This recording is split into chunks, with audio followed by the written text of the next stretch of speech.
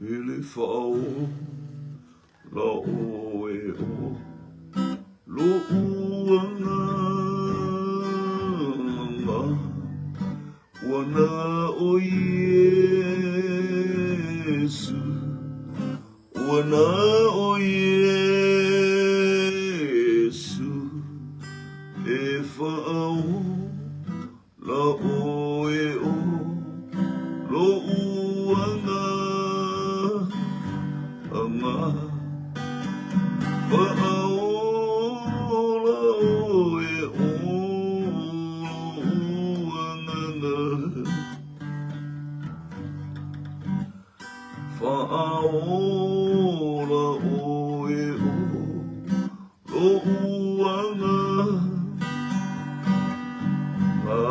awana o Yesu wana o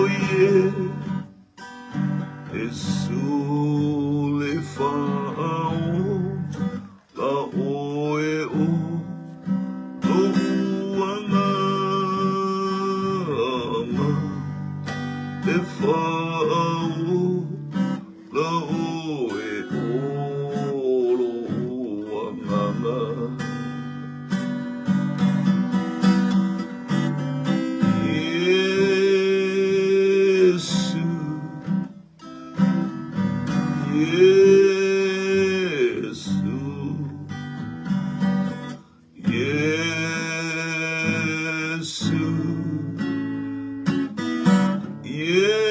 Yesu le fa'aola o e o lo uanga anga le fa'aola o e o lo uanga o inga o le mana le ai le langi inga o le mana le ai le langi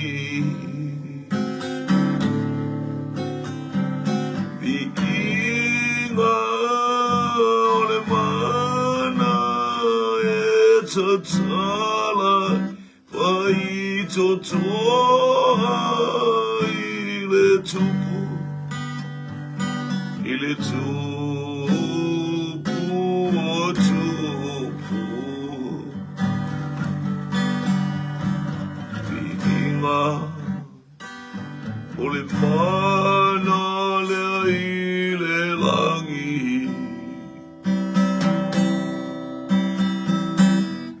Inga ole mana le ile langi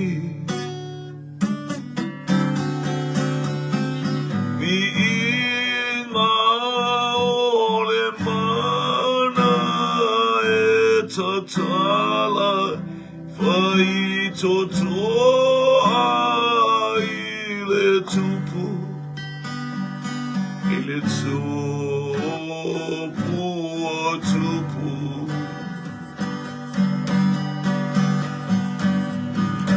Mana ole pogi sa e sola ese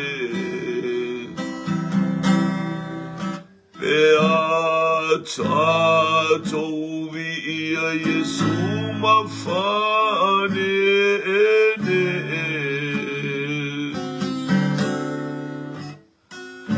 di inga ole mana tatala fai totoa ile tupu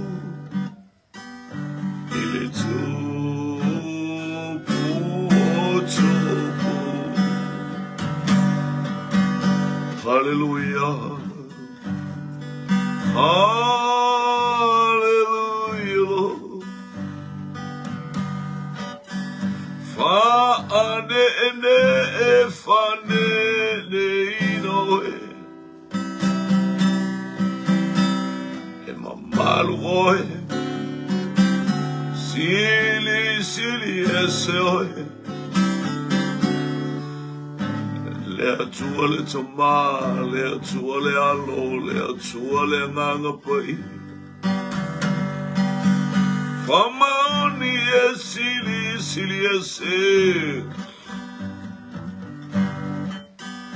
Mai le mamawe o le fawawe tumawe.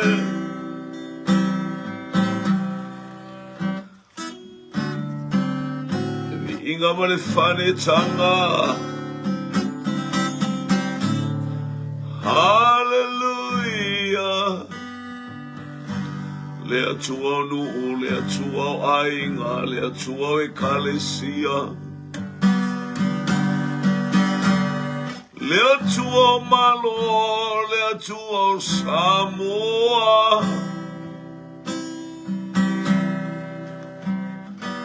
Le atua o le lalolangi ato ai whaamanu atu i ate oe.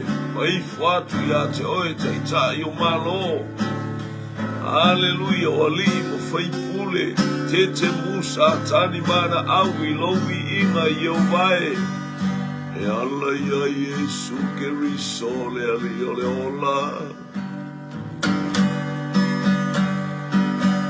Sana o sana.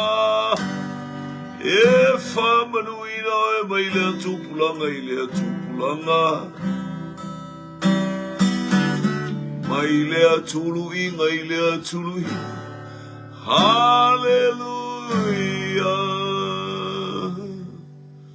Tumau ia te oe lau vi inga le whamanu ma le whanetanga. Ele o liu lava o ana nafi o le nei aso e o oe i le whamawau.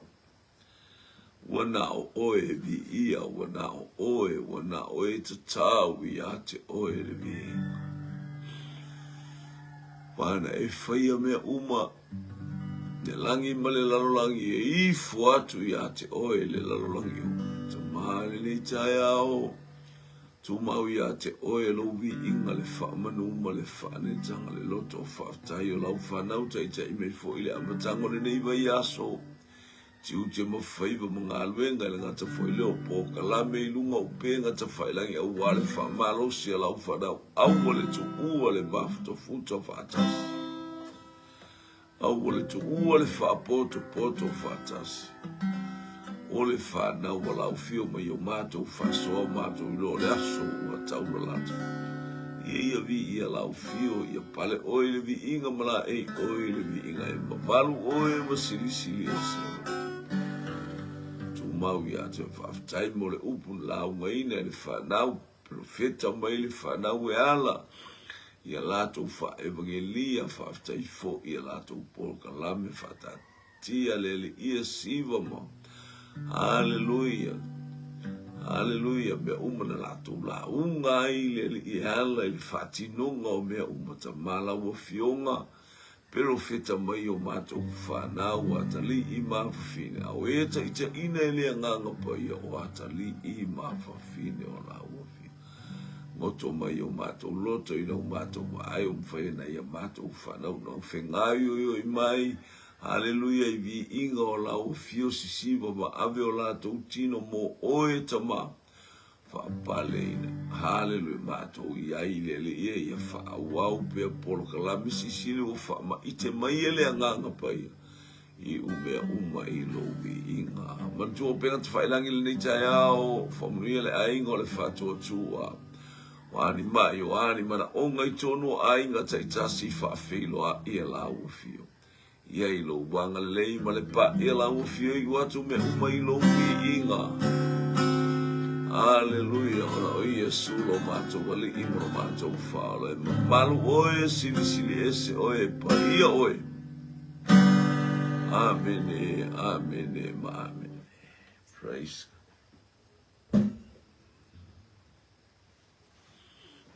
Hallelujah. Ya, fatalo fatshu tato wainga pale me fal ni chai ao. Hallelujah. La ingon tua, praise God. Leile tua e fa baulu lofa. Ia fatalofa atu le anga mai usu tatu. Ainga talofa lava. Fatalofa atu, praise God. Oh.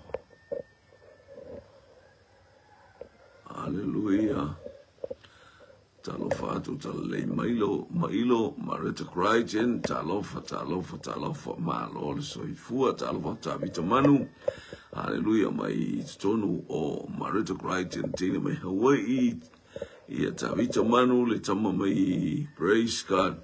Faisi au mai Seattle. Ia leli ia manu ia le tala le atua le iau manu ia sauninga le iau alo isu tatu ainga Amerika Hawaii ma tutuila Amerika Samoa. Fatalo fatu le angelu tau. Ia leli, praise God. Ia ile atua le inga ta fomo le ta manu ia foi tatu moa. Hallelujah, ile anga le leo lo tatu japa au ile langi. Fa ilo mai pe au ina sui taimi a fa monole, praise God. Na ngalo tilo ina le head mato ile you praise God. Le tasi. Ia vi oi ia na vi ia le tua ia nga le fa te fo mul fatalofa lo fatia sara male no falo le gato statu tina ya ana sheli le pen o isole mana ia pai al tini le u fia mai ia vai le vi ia i ali il taia oli me umai fai mana baba to le vi inga ile tua le pai a mai a sheli le pen hallelujah ia vi ia le tua o la u le ia vi ia le tua tu iala tu im molo asusio ia vi ia le tua tu i molo ausia osi o vi ia le tua makras wasu vi ia le tua ia amene vi ia le li praise God hallelujah. Ia whaftai au lia mele ia so fau le lea tua manuia sapati Marita Crichton ibo nga whaasavalu kopa amani tano fole aingo le whaatua tua Claudi Tangilima afa Marina hallelujah whaumne atu lea tua talo whaile autufunga malmatua o whaiva muli anga manuia nga luenga le yaso lo fatu le whaifi au molotou ainga atoa. Hallelujah, praise God. Hallelujah, o kalapai alea sora le keinge alea sora esel au le pe o teine le lana pai. Alo fatia levi ia le li praise God. Ia anga leile atua in le ta limas fuluono. Oh, so le o kusa limas fuluono. Ele fiki me lo kai miru ngai. Limas fuluono. Almost my time. Oh, sorry. Oh, pusaka kai miari. Ole la what to stay me New time 5 6. Oh, vi ele. Ia va taile atua tai mai ele. Swinga for tai mi tonu home. Hallelujah. I tonu New Zealand ia vi ele atua le tato tai fatasi. Ia voi fatasi fitato por kala me ele tai male tai mi a. Vi ele praise God. Hallelujah. Hallelujah, hallelujah, hallelujah. Ole wo wanga yatu ile momole kolito, praise God. Ia manu ia tau sa monei, ia leli anga leile atua, praise God. Ia ile atua le inga, ia ile atua le fa manu male fa ne tanga. Ia fa manu ia le atua i me fa tai lava Pastor Mike, ia mole tatu Jamie, ia leli son. Kailo o fusol. Sa me ase fa amolo for fefia. Praise God, praise. Yeah, I think time for amolo go off. Praise God, hallelujah. Ole me wa le tala no mo ye molole. Le tala no mai le faola ina o lau tane ile tūlanga wharatatu no fata si whaotanga a. e va pea o fai fa le lo to lua fai fa le lo wa ba tato uma tato fai ia le me uma pe te va te fa le to si va te ia te me e fai me tus pa ia lo ia lo malolo le fai rongo vo fai pu sulima mo ko ni tom ta pu fitu pe tai a fai e fia te a sle u le fa to le avale markange mana ia fo ile ala fai mal lita ao ia mau ale fa pale male ia yo le nganga pa ia tai me uma malau fa longa oni fai lo malos oni fai lo tato malos hallelujah tato fa longa o tato fa na wole tu so hallelujah we need Holy Spirit with us hallelujah mai ati tato se fautuanga ia mai ati tato e fa longa fo peitai a fai e fia te a esele ua le fatuatua. O lo ute ia i le vao le tane ma le fafine. Hallelujah. Malana ba. A le fatuatua la. Peitai a fai e fia te a esele ua le fatuatua ia whapea on fai. Pe a fai o le a ba po le tane a ua fia alu le koe fia. Nga, ia le atua. Praise God. Alu. Ia le atua. Praise God. Whanonga fo ele lalo mai ole. Ele whaapolonga ina le tane po le awa kerusiano. Pe a whaapea ina. Ia le atua.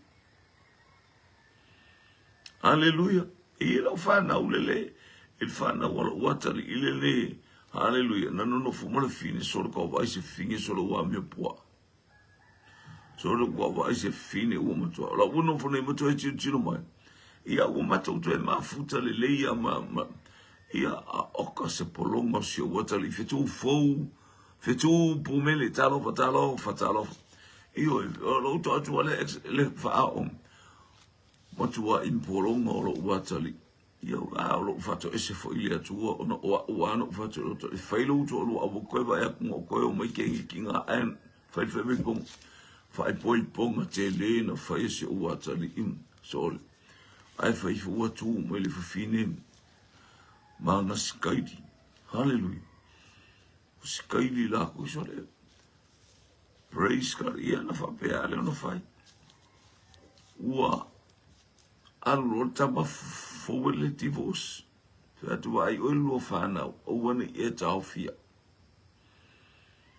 ia e maua le nganga o le atua ia lofo mai le atua fa mangalo mai fo ia te aulanga o uno le fia tu ia te fa tu fai poipo e wo fo sia e te le mana te fai poipo ia Daniele a se mutafa talofa io o fo sia mai o ia fa mangalo mai le atua no lo ma fo fulba ai mai o le kalesia o lo fio ai maletini na ai ke lo le fai poi eu fai poi polo ai fai tu mo o sol se malo si eu malo lo ale le fa metis poi fa lo ma na ia io fa lo mandus ele fa polonga ina se tane po ole ava ke luciano pe afa pe aina pe afa ele anga le amio lo to lo leave him go hello a uaval awina ita to wele atua ile file mu ia file mu lo loto ia file mu itato tu tin fine la to langa la via io o nei la ina wal o mato tu ata mo tita isfulu valu to was malu praise God ia o se fulu valu e o se fulu valu tu fitu tau sangolo o fine mato pes fulu valu praise God.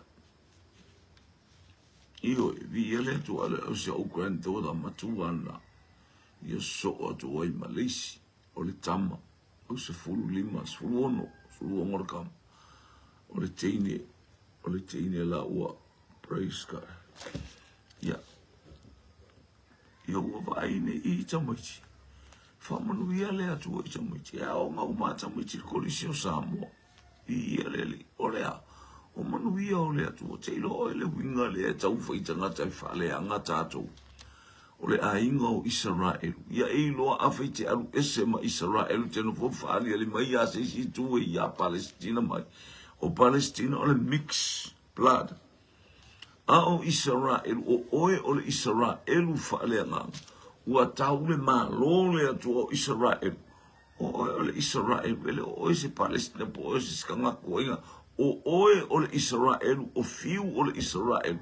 Le ngua tātou talia le tangata, le atali o Iakopo, le atali o Israel, ole pelenise o Yesu Keriso, ole Israel. Ole Israel, na amata mailuna o langa ilunga i pete, na whanau i pete le malu le amata mailuna o langa ilunga, i lana tala inga, ilunga ole oai, ilunga i Nasareta, Yesu lea. Aena whaia lana tala. E mai a iutai ale whaoratanga. Langa lai alo ia ole atua na te sira fia mea umana i sauri whati. E mai a iutai ale whaoratanga. Ia le ali. Praise God. O i tato o Israel. E to tele tangata uane. A ua e wha i taua wa i le pia ke e ngaka maro le kaua. Langa e tau tala i le mea sao. Loto i le loto al fina ngalo i le atua sa. O lea. Lale au mai i le tamaro i lantala noanga. Hallelujah, newspaper no uai, ai mino va ai ilungore. Pre tala no mai. Sau ai kopito e fiapo. Ea, la le ua, wale ngifo. Sau asuria nifo yo man fe ai. Sau asuria fea. La le wale so moa maka. Sau papelonia fe oyai. La le uka vale. Sau me tai fe oyai. La le ua ai kokomoko. Sau ia, le mingo i le malo, sta mai malo, e tu le va o continenta, e tu le va o sami te tele, e tu le va o mea wetu, e loto i e tutonu. Hallelujah. Sau e leni, feo i alesana le siri, la le ua elo, feo i Roma, le ise, ua pulea ele au kerusiano le, o pule le au pa ia le lalolangi. Aisea, lo wa inga. Fea tau whantanga tai tanua Israel. E whangaua Israel. Wa ilo ar temina mai nu mai le. Mai oi ai kupito. Na tia i mawhasioti ma ave ese le atua le whalongo tangata. E le i whapena le whalongo. E le i o le malanga na o i o i kanana. Aisea na le toa lua tangata na mai ai kupito na o i kana tangata e hapa i le atua. Tangata e mi ngao i le atua. Hallelujah. Tangata i e tolo po, tamaiti e tolo ka lepo mai Yosua. Na whaawua le malanga i la ua vai nei tamai ngā tolu a tangata na whaawua le malanga i un. Maleano anoa ina whana nau i le awala. Aya. Praise God.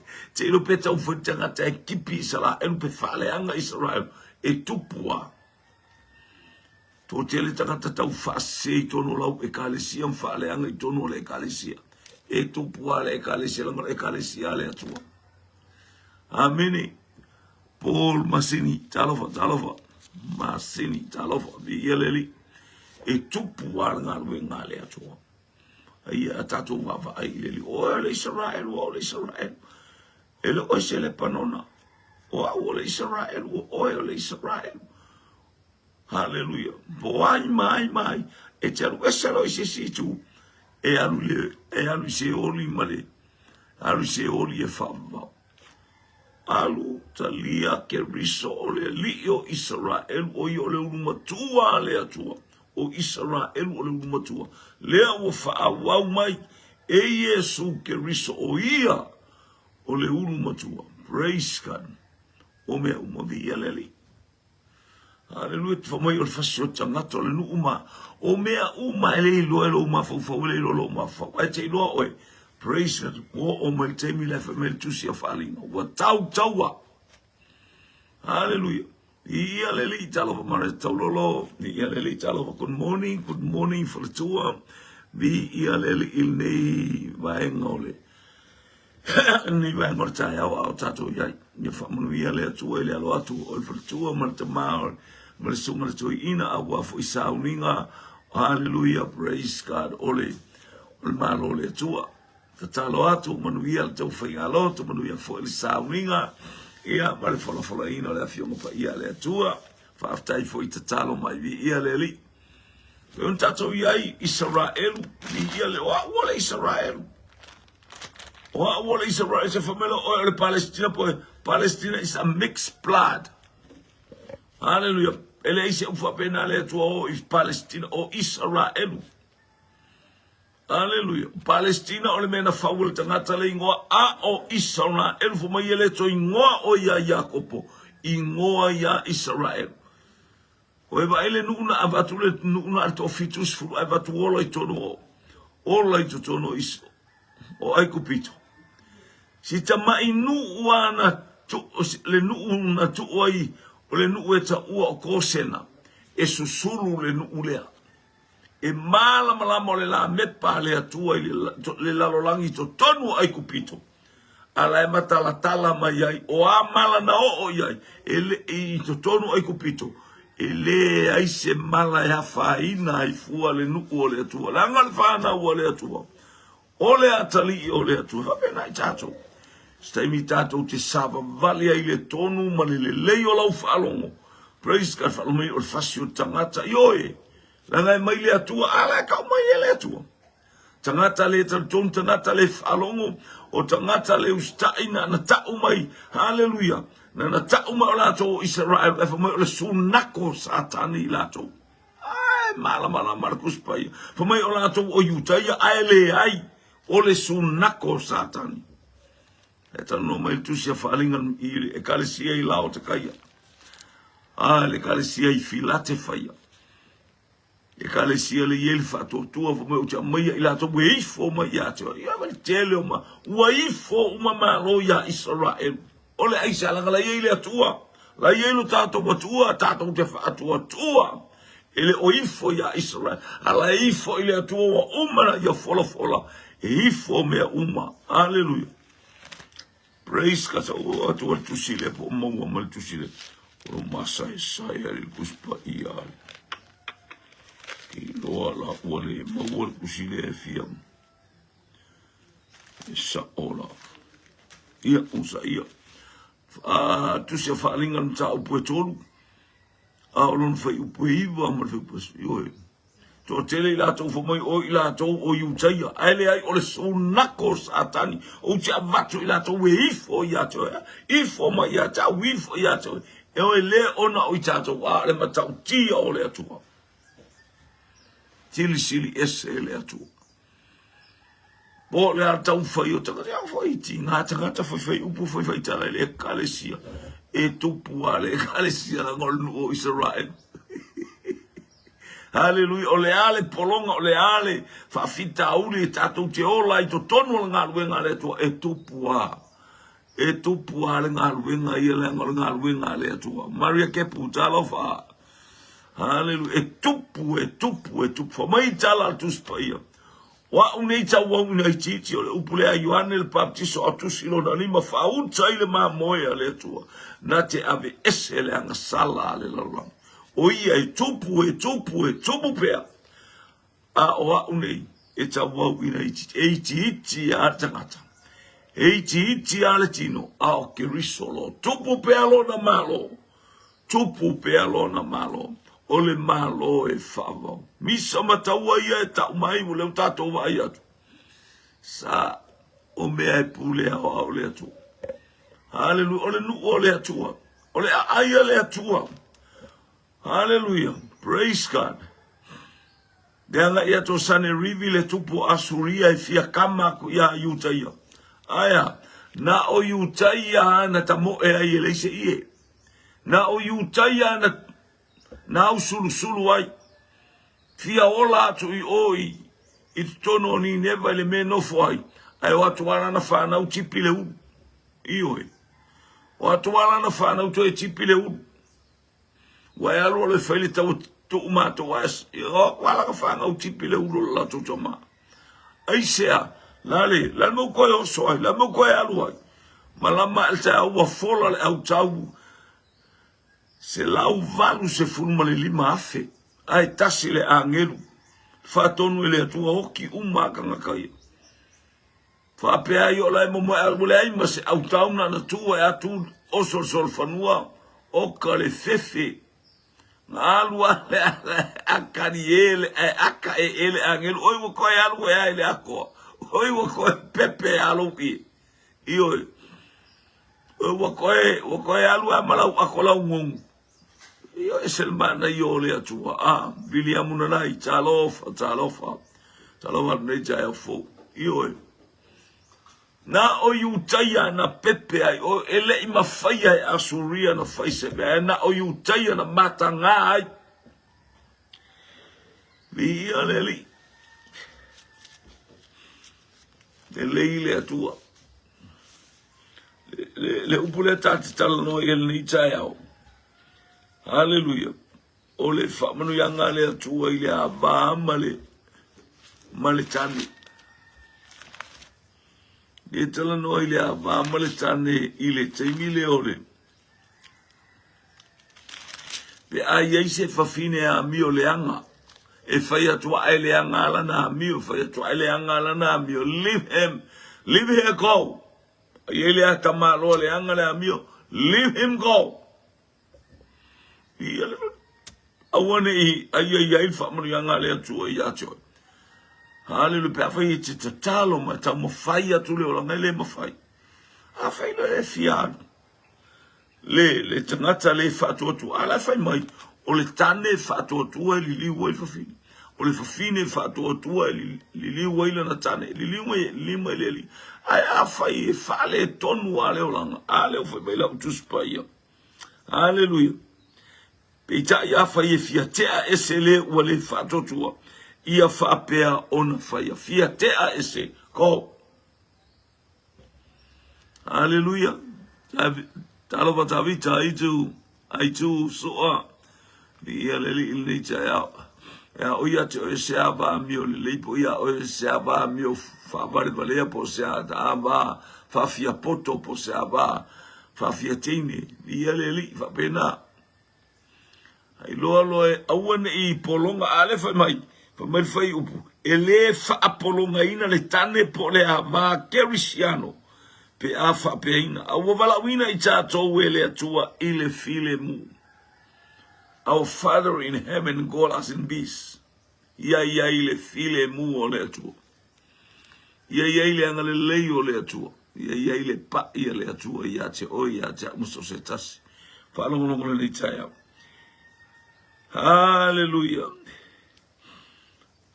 Praise God.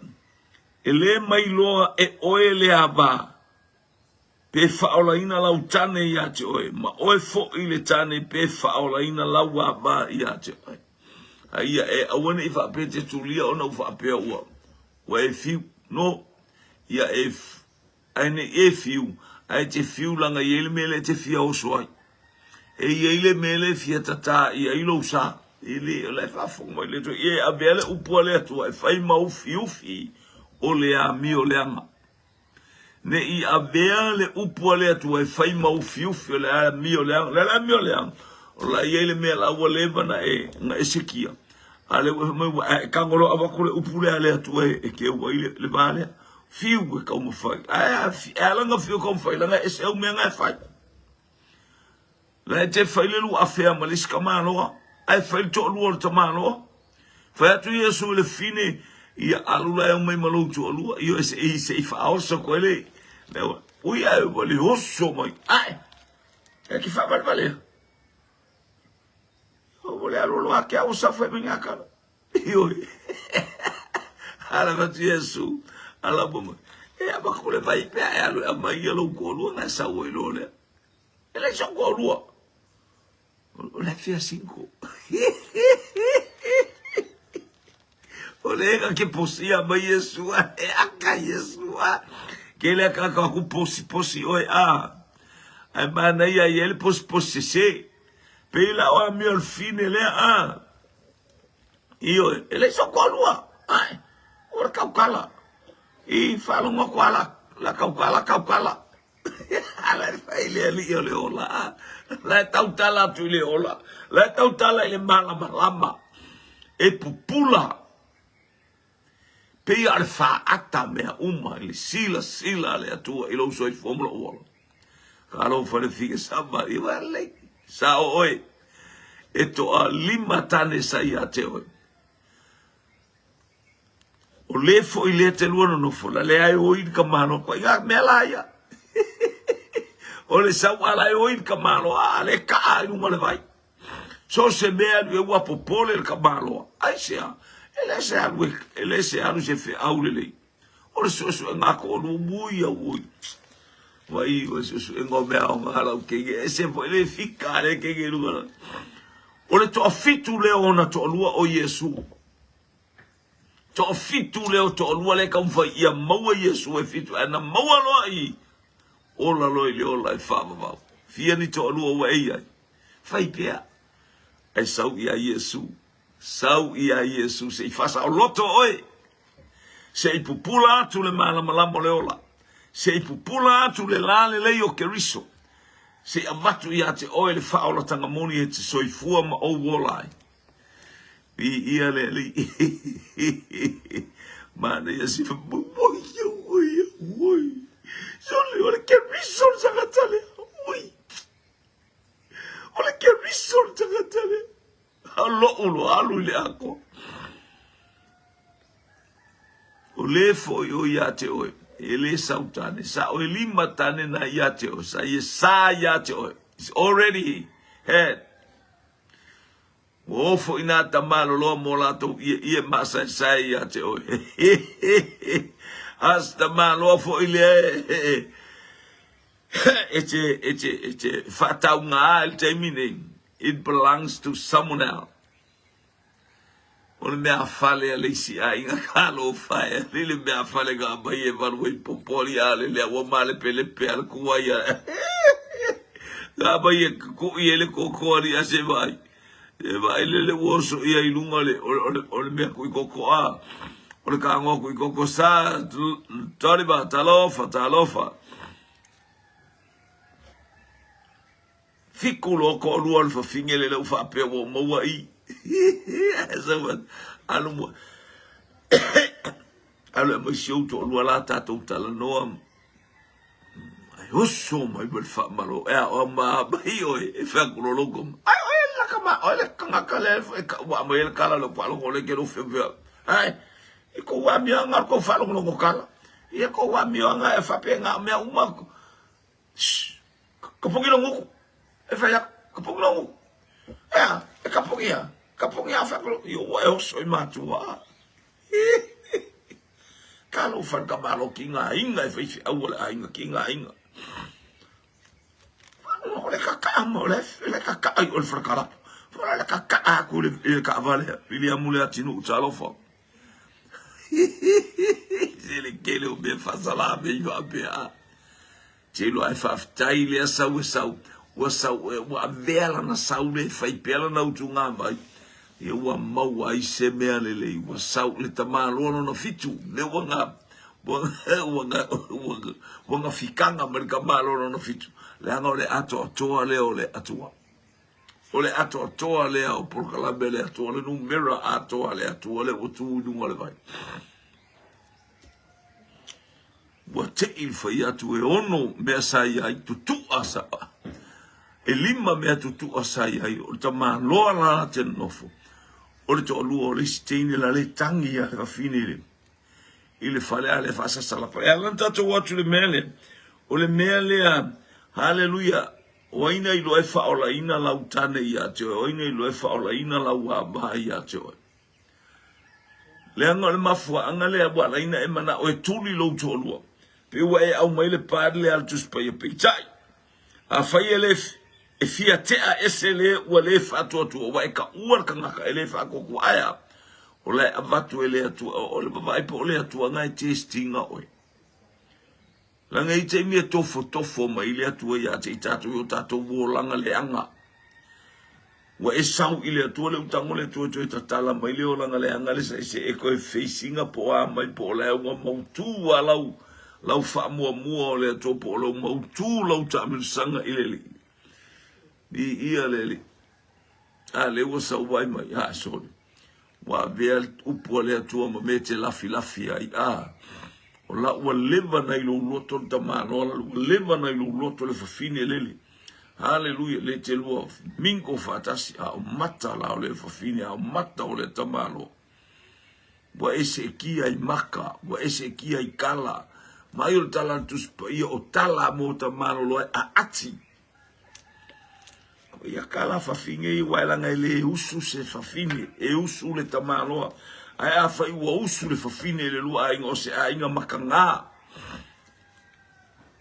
O le tamaloa e avelo na loto le fafine, langa o keriso, haleluia, e fa pele pele I lana e kale si, o le mele tu ua I le tane lona ainga, le anga o le toto na tō mai, haleluia, praise God, o le iwi na tō mai le tino, o ata muna whawai ewa, o le ata o le toto I Yesu keriso, haleluia, na wha malingi mai lona I tu, ina ia manuia oe manuia o le ekalesia filifilia le tu ua keriso lona mamalu I le langi o ia o le tangata o le langi o ia o le alo o le atua soifua o ia o le atua aia watu ua le lale leio lona ai a ua sau se isa ili oe se isa ili au haleluia o lana mana mea o le ekalesia e le aise ila e le aise pona e le aise manuminumi pe ona fa malo sia to I Paulo I le ekalesia I Efeso. Haleluia. Haleluia o le ekalesia e le aise pona e le aise ila e le aise manumnumi o oe o le ekalesia ua uma ona fa momosiina mataina I le toto le tamai mamoe. Ua taita ina I le fe au le nganga pa ia. Haleluia. E fa alale lei ma fa mole mole oe. O wale aso e pei ona tutua I tau popo poto. Haleluia. E to lima o teu olo iai fo I le suau. Haleluia. E fale o leo. E le iloa le I tu aso. O I tatou te iai le suau u fale. O le anganga pa ia. Tatou te ta patu lia I le tapa I le anganga pa ia I temi Teu a ia ue fa mamaya ue ta pena. Ia pe o leu te I fai pule ono le mele o le whaola ina ua e uise si awala. Ua e uise si awala ki kamea kuai. O ngolo mga e whaile me se, o kauka ngā mea se so. Sulu fitu. A ia ta I te o tasi masavani pei ona tufa mai e le atua ia te ia. Ia ta I te o tasi pei ona wala awina o ia e le li. Ua whapea foi ona ou. Whatono ina I kādesia umalawa. A ia ta I tasi masavani pei ona tufa mai e le atua ia te ia. Le alme o tufa te ate o le tane, off you go. Hallelujah. Tane fai mea le lei, tane na te tō ina lona tangata atoa. Au wā lana aba. Le aba fai mea le lei, le aba. Hallelujah. Whape nao na ustai whalongo longo. Hallelujah. Ia ma. Iei fo I le anga le lei o le atua I lau sabalinga. Star F palele talofa. Lauli Williams talofa manuia le tai hao I le anga mai. A whai o ei tutuila po ei Hawaii. Ia po ei Amerika manuia la sapati le nei tai hao. Sfuluwan. A wala awina se tasi ua peritomina. Aua nei tau mo whai o ia ave ese whailonga o le peritomenga. A wala awina se tasi ua le peritomina. Aua nei peritomina o ia. Peritomenga o le tangata whaamamaina. Atala noa le peritome o le tangata iuta ia o le tangata whaamamaina. Nea ua tufa mai ate I tātou. So o le lalolangi so stafa. O oe o le Israelu whaamaun. Hallelujah. O le tangata whaamamaina lo uolanga. Awani e tau whai a me ame esel tūlanga o le peritomeina. Peti tau whai te ale whai le peritomenga fo ia lele whai le whale mai. Si ne popole I fo I ngā mea. E se al peritomenga na whai mai le teimi o le tūla fono. Wa uma, wa tātou wo o le teimi o le peritomenga. Hallelujah. O tātou loto ia whaamamaina. Ele au ngā lava le peritome, ele au ngā fo I le peritome. Wana o le tausi polo inga le atua, ia na tausi polo inga le atua. Whai pule e lufu lima e whapea. A o nofo tau pou. A o e nofo tau pou. Wa oure maua se polo inga le li I a te I la tau.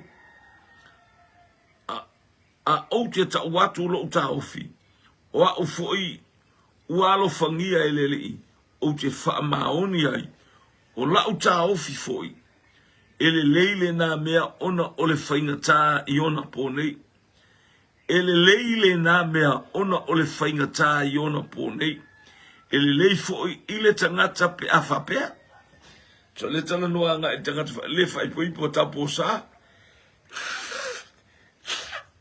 ya le li te afai anta ave a tele ta posa la le wo vai fo ya uia ya alo le ta posa ava tu ia wo le ta posa awa ia wa tau po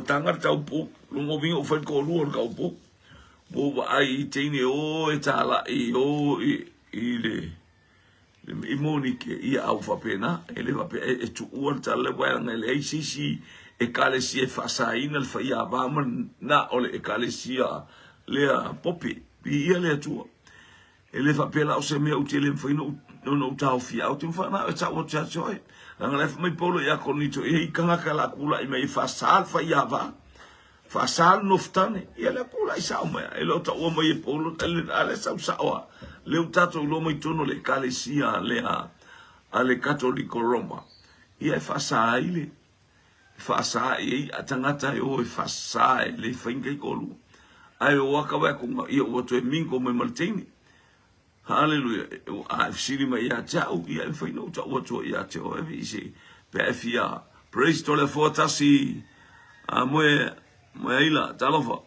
io pio me va pena ele fina e fina me le a o e no fotau po ua o le maua se polo inga le li ia te ila tau wela ngai le se me whapea le ia ma se me whapea a meng whanga wange ia ngwhai atama ewa kuku mai akamu o kuku ewa i ngā roru ang ngofu nā lana au mai no nofu nā tato oa i tuan whianga inga tuai tato watu atama ewa ele ai ma se me whapea ele atua whapea wa i teine tia ave whasa ele le inara whaana o teine mulia ai ao ai no o ele faso e seta o tintin no faya ina watango le atu e silunga e seta e selmanga i kulanga i el kinge aba ile atu ai te savea levi talo ba praise watango le atu e silunga numero am faina foi o kola me o yo se tangata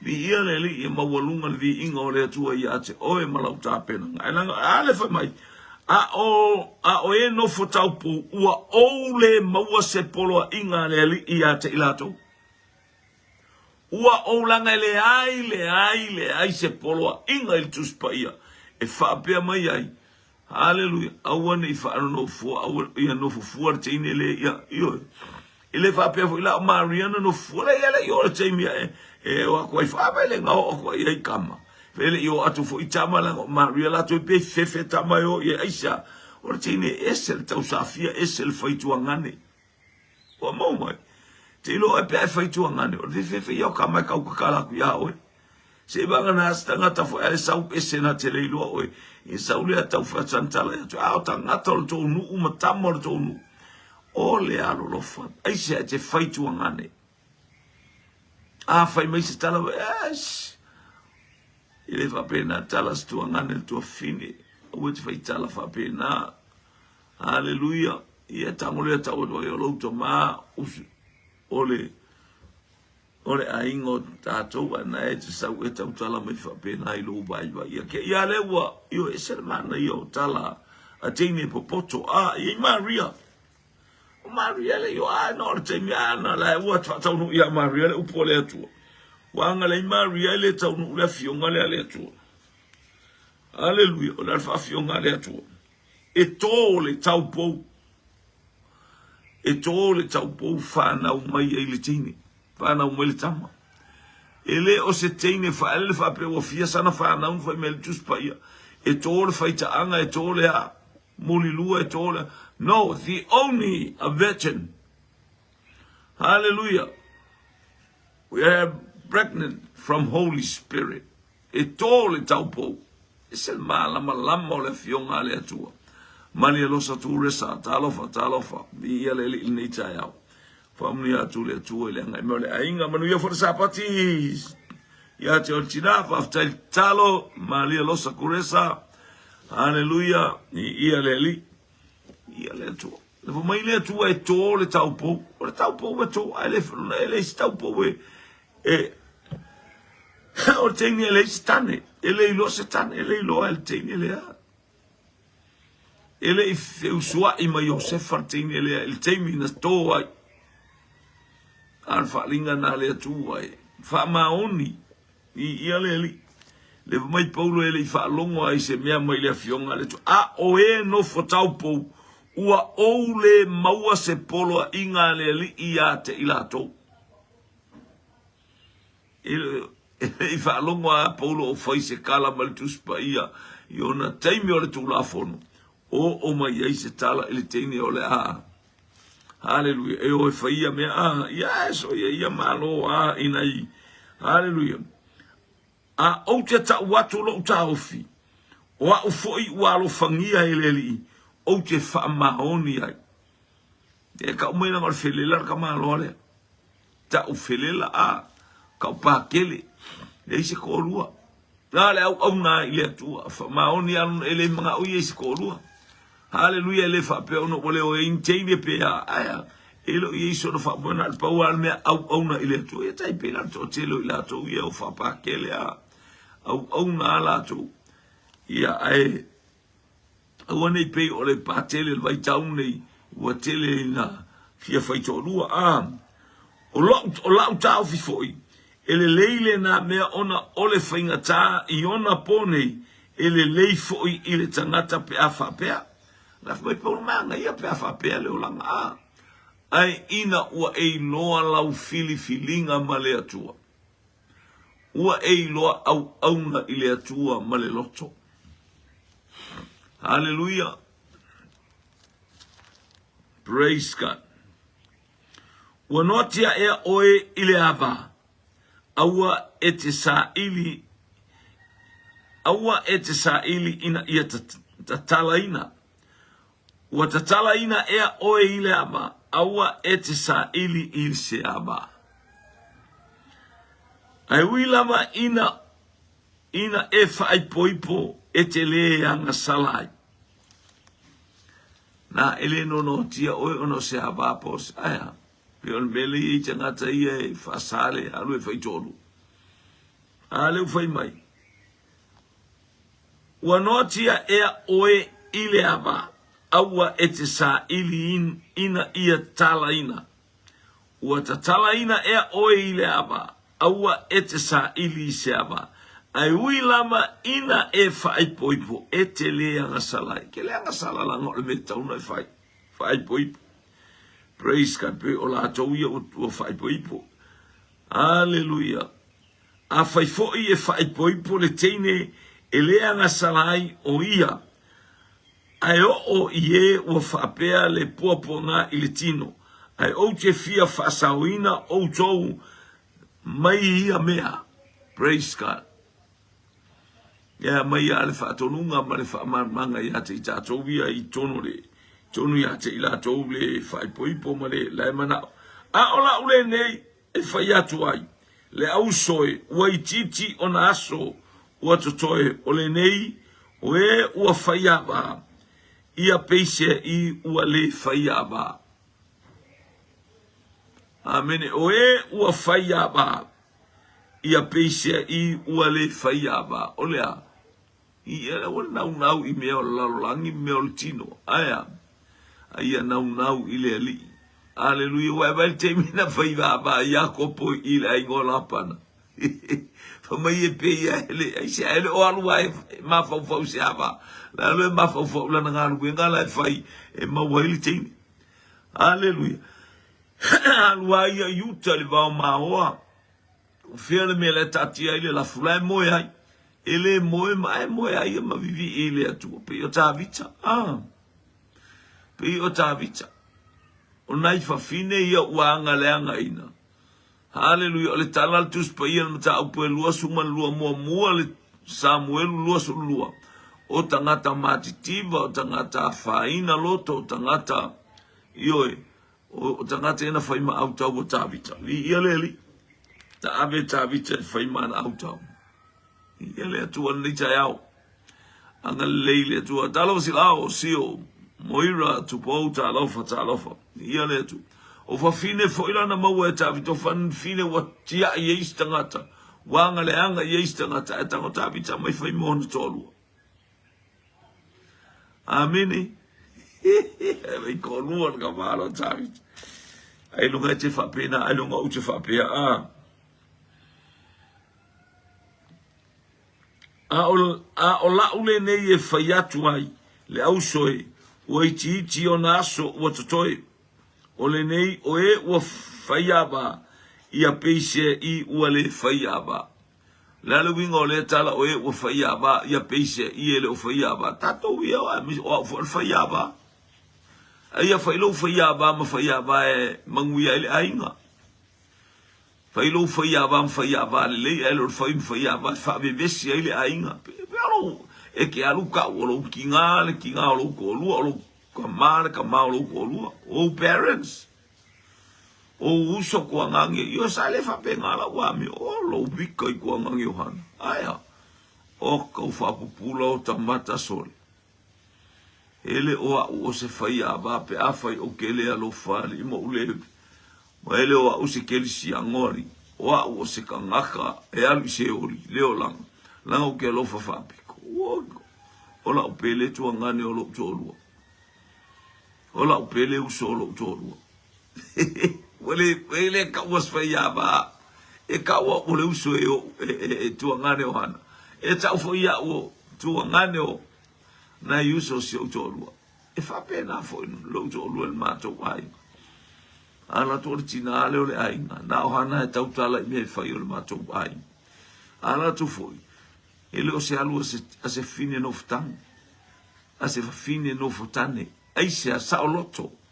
Kaukala i me fai kaukala e fa kongu ka miki.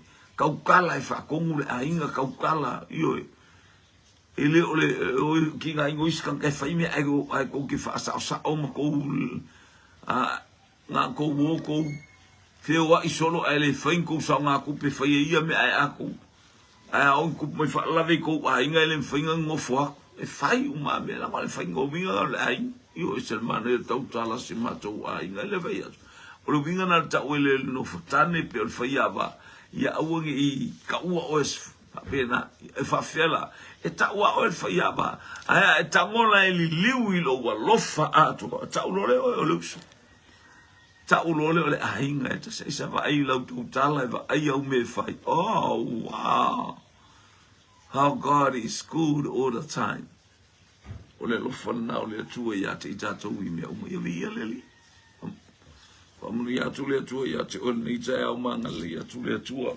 Hallelujah, family angale tu praise God.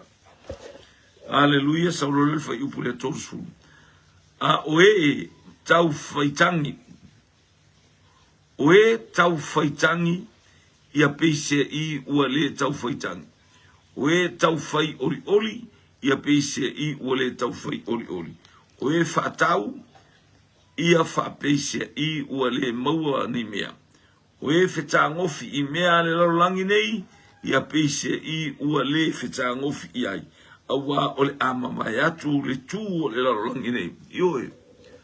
Hallelujah. Ole winga nao tau whaitangi. Hallelujah. Praise God. Ia mali tūlanga o e tau whaitangi. Ia ua nei tau whai oli oli. Pray e tutusa me uma tātou te whai a. Hallelujah. Praise God. Ele whape oli oli le a inga ai whanono. Ale luma e fapeasu kele me walu le fala vela viso. Wa io a fainga al fala vela velma. Le ai kele a fainga al fala vela vel ko wainga. O fala vela vela ai ngolo todo. O fala vela vela tato wainga. A wo e te tau e se oe. Ia lele.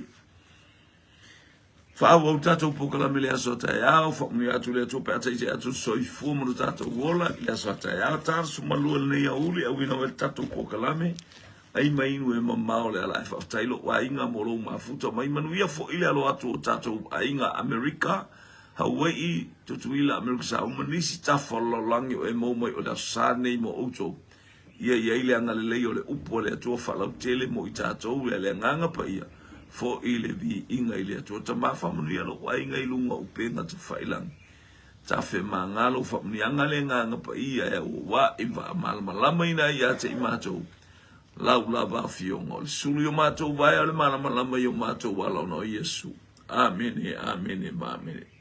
To God be the glory forever and ever. Amen. La ona tautua ya te oi la upolo kalame ai mainu emo. Tutuli male afi. Ale tautua ya te oi male nganga fa maulalo ona o Yesu. Amen.